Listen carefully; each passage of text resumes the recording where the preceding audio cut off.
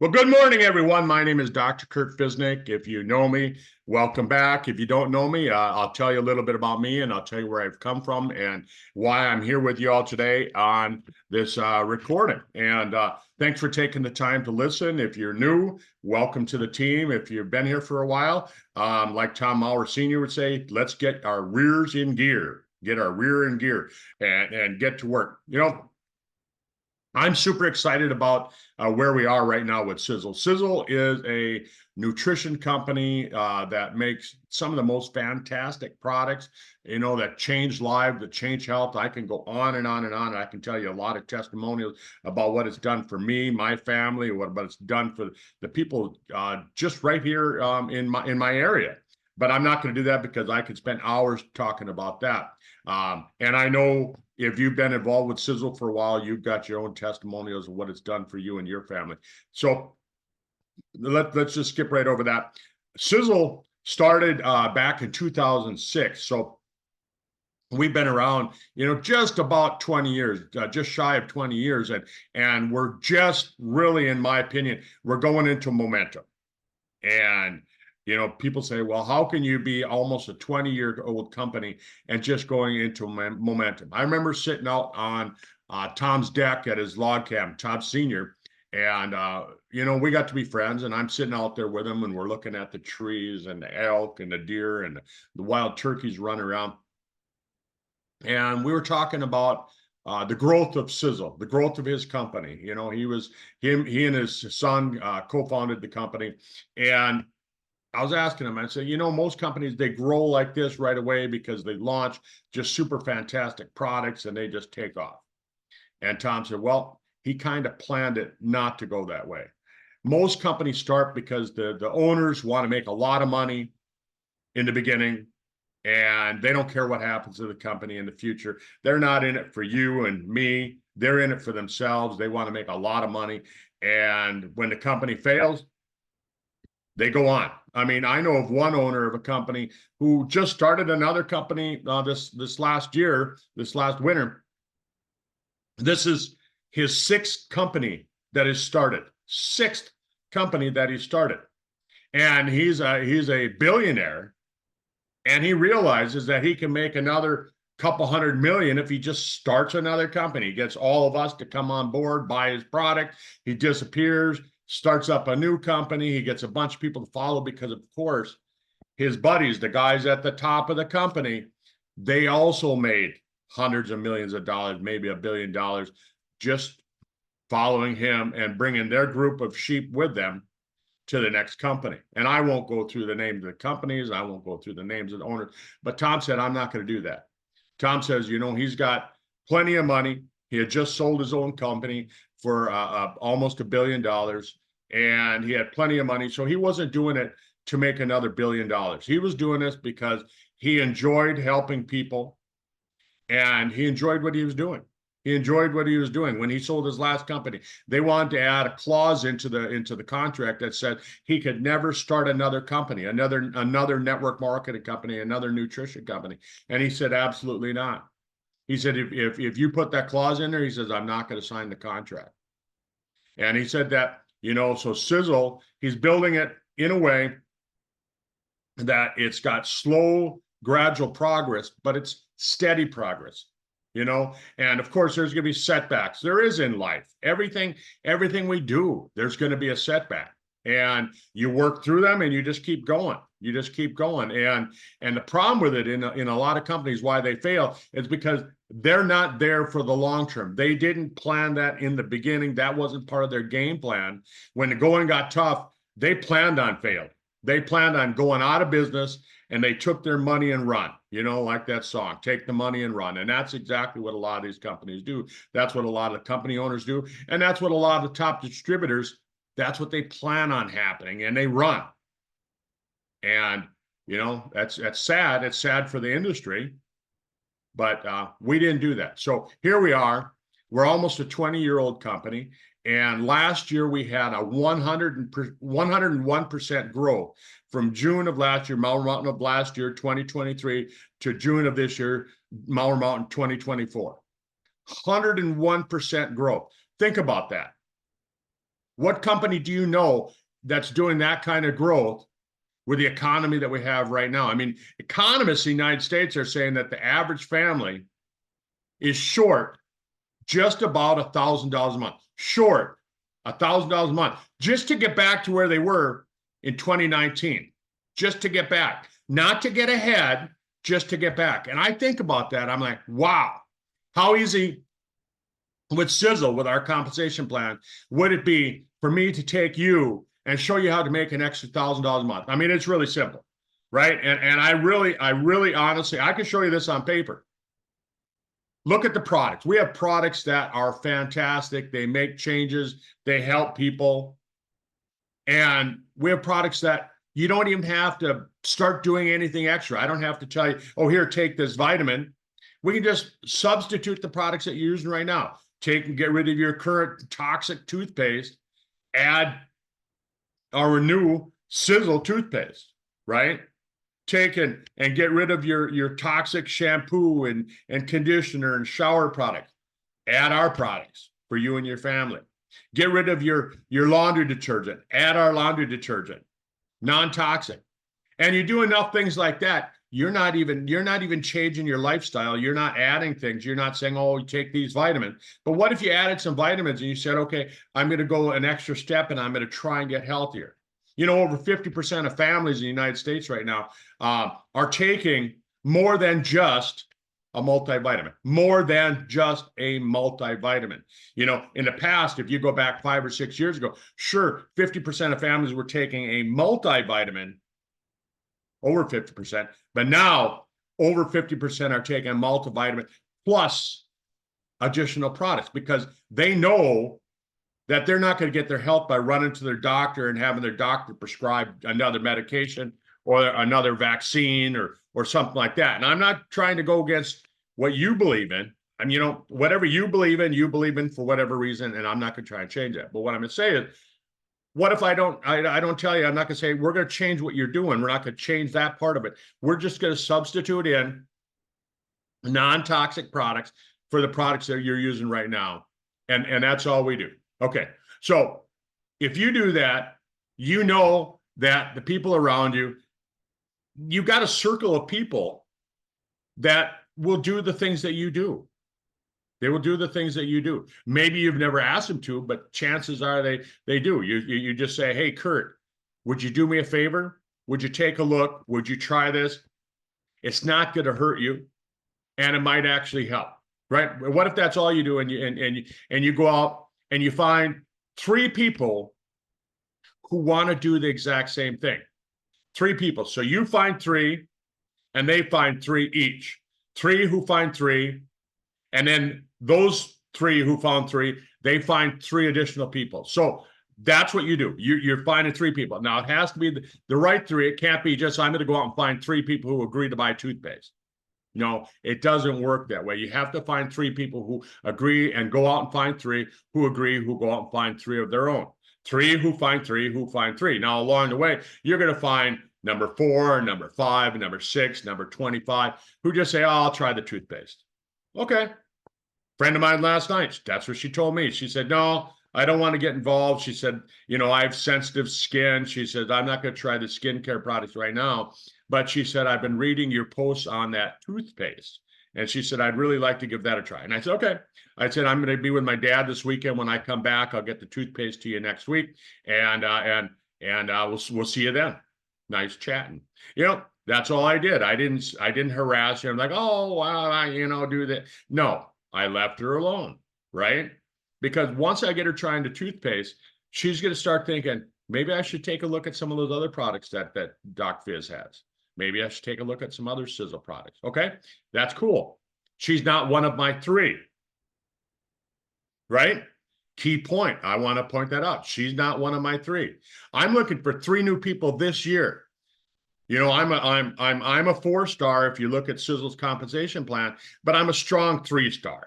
You know, consistently, I'm a strong 3-star as far as the compensation plan goes. And if you're just getting started with Sisel and you don't understand the compensation plan, that's all right. I'm a strong 3-star, but by this time next year, I want to go across that stage as a 6-star. I want to go across the state as a strong 6-star. And what I mean by that is I want to go across the state with 6 teams who qualify every month without me having to say, hey, let's do this. Let's, without me having to call them up at the end of every month, say, hey, would you get your product order in this month? Would you go out and find? No, I don't want to do that.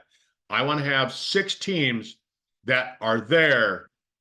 That means I have to find 3 more people who want to do this. If you're listening and you're new to Sisel, or you're just thinking about it and you want to join me, you haven't joined anybody yet, I'm not trying to steal anybody else's prospects right now. I'm just saying, get involved with the person that brought you here. If they sent you this video, tell them, hey, I want to be one of your team leaders. I want to do what Doc Fizz says. I can find 3 people who want to find 3 people who want to find. That'll give you your $1,000 a month. That'll give you that $1,000 a month that people are looking for. People need it right now. $12,000 a year. Who do you know that could use an extra $12,000 a year? And you don't have to go out and work this thing like I do. You don't have to work it every day like I do. You don't have to work it an extra few hours a day like I do. I do that because this is what I do. I am Sisel over here. Here. I don't know. It's on my shirt. This is what I do. This is what I do. I do this. I hunt. I fish. I work on my old cars. That's what I do. Right? I don't have a job. I don't go to work. Right? I haven't in almost 20 years. After my motorcycle wreck, I was in a wheelchair for 2 years. Folks, how did I get involved with network marketing in the first place? How did I get here? A friend of mine a few years ago, he said, he owns his own business, and he said, that he couldn't get involved because he said, what are my friends going to say? What are my current customers going to say? What are they going to think? Oh, Dave's business is doing so bad right now. He's got to get into one of those things. He said, it's okay for you, Kurt. He said, but he says, I can't do it. And then for the next couple of years, I just listened to him complain about different things. I don't know if he's even in business after COVID. We quit talking because, when he said that, I'm like, really? That's what you think? That's what you really think? That's what you think of what I'm doing? That it's come down to this, that I'm some kind of a charlatan or whatever? And I just said, enough's enough. I know who my friends are. And scratch you off that list. Just because, hey, sometimes you got to do what you got to do. There are negative people in your life, and sometimes you have to cull that herd a little bit. You have to get rid of those negative people because, really, in reality, if we take a look in life, if you pay attention to the news, if you pay attention to politics, if any of these things, what they're trying to get you to focus on is they're trying to get you to focus on things that you can't control. They're trying to get you to focus on things you can't control. They're trying to get you to focus on things that you don't have. They're trying to get you to focus on those things that oh, he has that, I need one of those. And so you go in debt. You can't have, that's what they want to get you to focus on. And then they get you stuck on the past. If you focus on the things that you can't control and you focus on the things that you don't have and you're stuck on the past, you're never going to grow. You're never going to grow. And I'm just saying, in order for us to grow as a team, you have to say, I'm not going to be stuck on where I was. I could say, oh, I was a 1-star on the Sisel compensation plan. I'm never going to get beyond that. I could say, well, I was making, this much money. And then when COVID hit, I saw some things happen and my income went down. Oh, woe is me. It's never going to come back. I'm stuck on the past.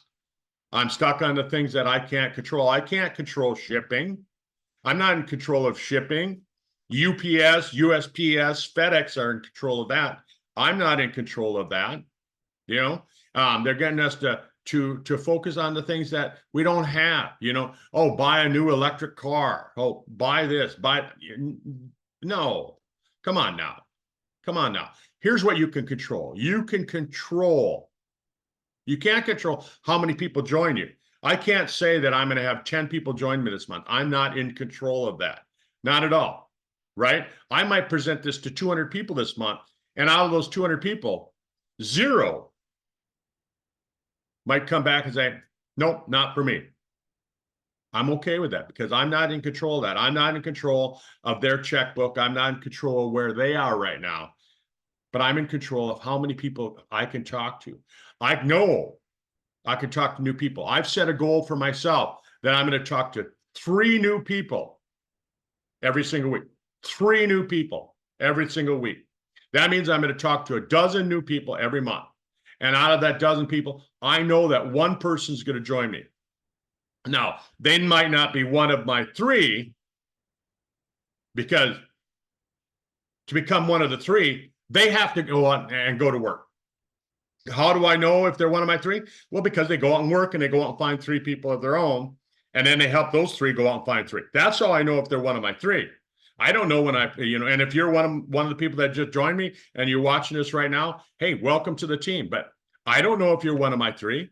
You might just be another person who's going to, go out and try the products and enjoy the products and share the products and make enough money that you can afford to buy more products and try some more products. That's cool. They say that over 97% of people that join network marketing, that's who they are. They come in, they love the products, they share them with a few people, they make a couple $100 here and there. They're okay with that. Me, this is me. I am Sisel. Somebody asked me the other day after I did a video, and they said they put in parentheses in the question, your company? And I'm like, yeah. Yeah, I mean, when I got into network marketing years ago, I got in my motorcycle wreck in 2007, and they told me that they were going to have to amputate my leg. They said that you're never going to walk again, possibly never walk again. I did spend 2 years in and out of a wheelchair, crutches, walkers. I've been there, been in a cane. I had a little shower stool I had to sit in because I couldn't walk. I had to crawl up my stairs because my bedroom is right up there. I had to crawl up my stairs because I couldn't walk. I had to crawl up my stairs, but I didn't give up. I was telling somebody this weekend that, before my motorcycle wreck, I was remodeling my house. I had just torn up my entire downstairs, 800 square feet. I had just ripped it all up. Appliances, flooring, cupboards, kitchen cupboards, everything. My whole floor was ripped up because when I do something, I just kind of jump in with both feet. And so the first thing that I need to do is I had to get new flooring on the floor. Well, after my motorcycle accident happened, guess what happened? I didn't have an income. What was I going to do? So I had to decide I was going to either live in a torn up house for the rest of my life, or I was going to start working on myself. So I couldn't walk. I couldn't stand. So I sat my butt on the floor on a pillow and I tiled my floor. I'll tell Becca that this weekend. I said, I haven't even, only a couple of my friends know that I did that because they were here. One of my buddies, his dad, Gerald, came over and he showed me how to, I'd never tiled floor before. He showed me how to tile floor and he got me started. And then he left. He said, there you go. There you go. One Sunday afternoon, Gerald, Ed, and Julie and Harry and my dad, they came over and they helped me get started. We got the tile going straight. We drew the lines on the floor so they were straight. And then I sat my butt down on a pillow with a trawl, and I trawled the grout onto the floor, and I placed the tiles down on the floor. And then I sat my 200 pounds down on top of that tile floor, and I pushed it down into that grout. Not a single tile has come up, by the way. Not a single one of these tiles has come up off the floor, right? I haven't told anybody that story. That's the first time that I've told it. Well, I take that back. On Saturday night, I shared it with Becca down in Salt Lake City after the Mauer Mountain event. And it made me think about that. I was determined that I was going to make it. I was determined. That's why here I am. I'm walking. I limp. When I get done with this video, I'm going to take my dog for a walk. Does it hurt? Sure, it hurts. My foot hurts 24 hours a day. It hurts, but it's better not having a foot.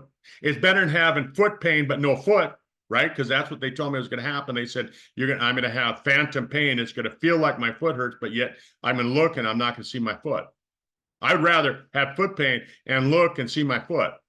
Well, here I am. So can you build this business? Yeah, you can. If I can, you can.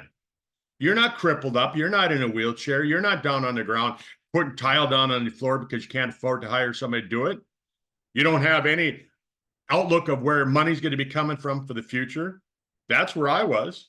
That's where I was. And I got started with a different company, and they went out of business, right? We talked about that. I joined another company, followed a friend of mine to another company, and they're out of business, right? I don't think they planned on it though. I think they just made some mistakes, and then after they made their mistakes, they took their money and run, because about 2 years before they failed, they moved all their money to an offshore bank account. Right? Pretty smart of them. Pretty good planning, right? So here we are. We're with Sisel.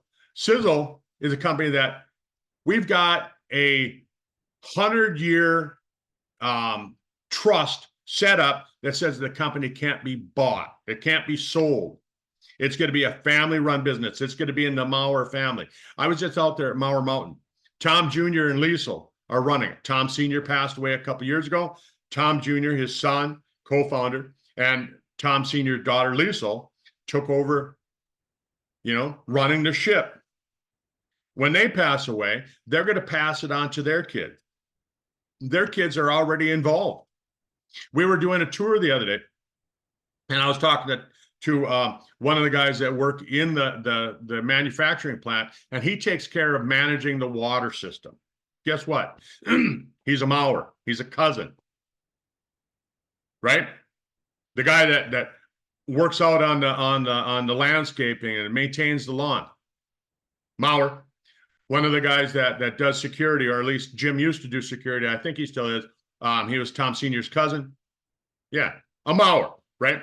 It's a family-run business. It's a family-run business. They're not selling this thing off. They're not doing it because, they need to make a gazillion more dollars. They could. I mean, just think about it. Think of the strength of the company that we have. But then we wouldn't have, Sisel wouldn't be Sisel if we did that, because all of a sudden you've got stockholders that have to start making money, and so they're going to lessen the products. I was talking, this is cool. I was talking to one of the guys that works over at Supernaturals. He's kind of in charge of operations. Supernaturals is the branch of our company that manufactures the product, but we make products for like 40 other companies, right? We used to make products for 100 other companies, but as Sisel has grown, we can't make products for as many other companies because we don't have the warehouse space. We don't have the facility to do it. We're limited. Every company is limited. So we're making more products for Sisel, less for them. Cool, right? That means that we're growing. We had 101% growth last year alone. We've grown every year for the last 5 years since 2019. Think about that. And we're growing exponentially. We're growing really quickly right now. And so we've got this fantastic company that's some remarkable growth right now. My dog, he's barking. Hopefully you can still hear me good enough, but I'm not going to stop the recording for that. But right now, I was riding back from when I was out in Utah. I was riding from the airport to the hotel and talking to the gentleman who was driving the taxi, and he says, and I told him why I was there, and he said, "Oh yeah, me and my dad, we used to work at Supernaturals. They knew all about it and things like that." I went out and had a drink, and I'm talking to the bartender, and he said, "Oh yeah," he said, "I've heard of Sisel." I was one morning, Saturday morning actually, and I was getting a cup of coffee, and Sisel had just set their coffee out for us for our meeting, science portion of the convention. And they had hot water and they had their coffee. And I decided, instead of buying coffee at Starbucks, I was going to buy the coffee right there. I was going to get some of the Sisel coffee. And a gentleman walking by, and he said, "Hey," he said, "can I have one of those?" I said, "Sure." I grabbed him one. I got him a cup of water. I stirred it in for him. And he said, "This is really good." And he said, "Is this your company?" And I said, "You bet it is." He started asking me questions about the coffee, and I told him what we were all about. And he said, "I've heard of Sisel." He was from Texas. And then later on, about an hour later, here he comes back down. He's got his wife with him. And he says, you know, my wife would like to know more. And I said, great, let's find out some more. Let me share some more information with you. And she said, you know, I've heard of Sisel. We're getting to the point to where we're reaching momentum. And what momentum is when you mention the word, people say, I've heard of that company. I don't know everything about it. I don't know, but I've heard of that company, right? And I always explain momentum the way that my friend John explained it to me. He said, if you go to the shopping mall out here in Fargo right now, and you get a group of your friends, say 4 or 5 of your friends, and you just stand in the main lobby and you look up at the ceiling, and you just stand there and you point once in a while, you talk and you point. Pretty soon, people are going to walk in and they're going to stop, and they don't know what you're looking at. They might ask you, but they're going to stop and they're going to look up at the ceiling. And some of them are going to pretend like they see what you're seeing. They don't know what you're seeing, but they see something, right? And then there's going to be enough of you that are standing there looking up at the ceiling, pointing, talking, that pretty soon people are going to walk by and they're just going to look up. What are those people looking at? That's momentum. Now, when I talk momentum, I talk about it in a way that as a business guy, I'm looking at it as that, you know, you're out surfing, and I don't surf because I don't swim. But when you're surfing, you want to get in front of that wave because that wave is pushing you like this. You're here, the wave is pushing you along. If you're up here, you're going to fall off the backside of it. You want to be right here. You want to be in front of that wave, and it's going to push you along. It's going to make you have tremendous growth. That's where you want to be. If you're in this right now to build a business, here's you, or this could be you. If you sit there and you go, well, I'm going to wait until I see what happens. I'm going to wait and see, you know, how did those skin products work? I had one guy tell me the other day at the convention. He isn't in our organization, but he said, I'm going to get started after I know all about the products. I said, well, you really don't want to do that, because I said, by the time you know everything about these products, we're going to have new products. Then you're going to have to know everything about those products. And then you have to learn about those. And I said, so you're always going to be here. You're not going to even be here. You're going to be here. You're going to be behind the wave. You might catch the lesser waves, but you're not going to catch that wave that's going to push you like that. You're here. Is this you? Is this you? This you? Or are you way back over here? Or are you standing on the beach somewhere watching? And you're going, well, I wish I would have gotten involved. I don't know. I can't control that. Remember what I said. If you want to have control of your life, you can only control what you do. You can't control the past. You can't control the media, right? Because they want you to be thinking about the past. They want you to be thinking about things that you don't have, right? They want you focusing on the things that you can't control. I'm telling you, focus on the things that you can control right now. And that's how many people are you going to talk to? I'm going to talk to 3 new people. I've already talked to 4 people this week. I'm ahead of the game. Why did I do that? Because I knew I was going to be gone this weekend. I'm heading out today. I'm going to be with my dad till Monday. So I talked to 3 people, and then for good measure, I talked to a 4th person, you know? And so I'm going to carry that 4th person over next week. So next week, I'm going to need to talk to 2, but I'll still talk to 3. Chances are I'll talk to 4. And then the week after that, you know, I'm home and I'm going to talk to my 3 people, probably 4. But then I'm going out to my son's wedding and I'll be gone for a month out in the West Coast, right? I'm going to talk to a lot of people when I'm out there because I don't know any of them. It's easy to talk to people that you don't know because they don't know. They don't know me. They don't know you, right? I found something that I can help the average American make an extra $1,000 a month. Could it be you or you? I don't know. Thanks for being here today, and I hope you enjoy this. You know, it's we're in a great place. We're here at the right time. Thanks for being here. Bye-bye.